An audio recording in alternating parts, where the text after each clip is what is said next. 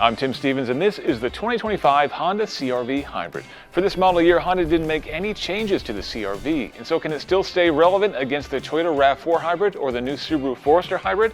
We're going to run you through all the numbers, then we'll give it the full Capital One review treatment to find out.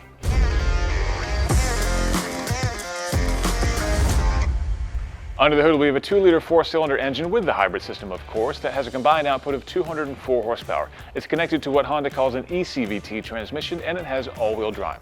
It's rated for 40 mpg in the city, 34 on the highway, and 37 mpg combined.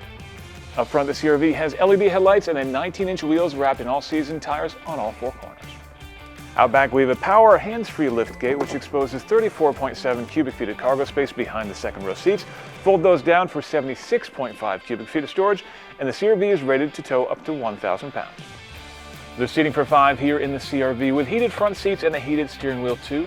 There's a 9-inch touchscreen which has integrated navigation and wireless LTE connectivity as well, plus wireless Android Auto and Apple CarPlay and a wireless cell phone charger too. All your media plays through a Bose sound system, and overhead, there's a sunroof. All right, those are all the details on the CR-V. Let's get it in drive and see how it fares.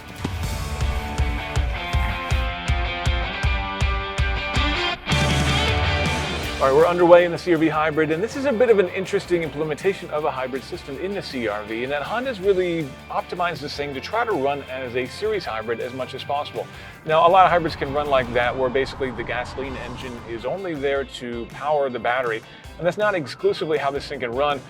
But it seems to try to default back to that mode as often as possible, so that if you're sitting in traffic driving at low speeds, you might hear the engine running, but it's really just acting as a generator to give electrical power to power the electric motors, which are what are really moving you forward. On one hand, that means that you'll hear the engine droning in the background, which isn't the nicest sound, but it does mean that you are running in a more efficient way, and that helps to give this its 37 mpg combined rating, which is quite good.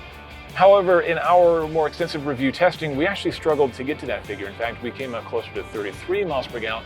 So right now, obviously, I'm on the racetrack, so I don't really care too much about miles per gallon. And out here, this is doing reasonably good. It's down about 15 horsepower on the Toyota RAV4, so it's not quite as engaging to drive. The throttle response isn't quite as good, but it actually is quite fun. And if I dial it up here to sport mode, the throttle response gets a little sharper. And that engine note changes too. It gets much more responsive. It sounds more like one of Honda's race cars, which makes me think there's probably some digital augmentation going on here to make it sound a little bit more aggressive, more engaging. But ultimately, it does sound quite good. But dial it back down to normal or economy mode, and you have a pleasant SUV to drive with a really good ride quality. It's nice and quiet in here. And this is frankly just a comfortable place to be. So while the CR-V doesn't quite have the numbers to stand up to the RAV4 from a design standpoint, from a usability standpoint, it's still a standout in my book, and it's definitely still worth your consideration.